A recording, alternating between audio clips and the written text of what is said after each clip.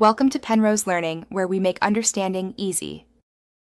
In this video, I will explain how to make cheesecake tiffin. First, prepare your base by crushing 250 grams of digestive biscuits until they are fine crumbs. Next, melt 100 grams of unsalted butter gently in a saucepan. Once melted, pour the butter over the biscuit crumbs in a bowl.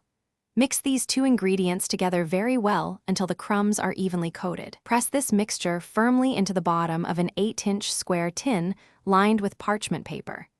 This creates a solid foundation for your delicious tiffin. Now, let's create that luscious cheesecake filling. In a large bowl, beat 500 grams of full-fat cream cheese until it's wonderfully smooth and lump-free. Then, gradually add 100 grams of powdered sugar and 1 teaspoon of pure vanilla extract, mixing until just combined.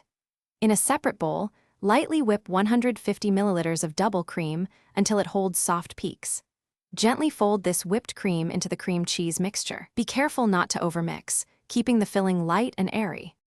Carefully spoon the creamy cheesecake filling over your prepared biscuit base in the tin, spreading it out evenly with a spatula. Once smooth, cover the tin loosely with plastic wrap. Transfer your cheesecake tiffin to the refrigerator and let it chill for a minimum of 4 hours, or ideally overnight. This crucial step allows the tiffin to set properly, ensuring perfect slices. Before serving, you can add your favorite toppings like fresh berries or a sprinkle of chocolate shavings. After chilling, remove your cheesecake tiffin from the refrigerator.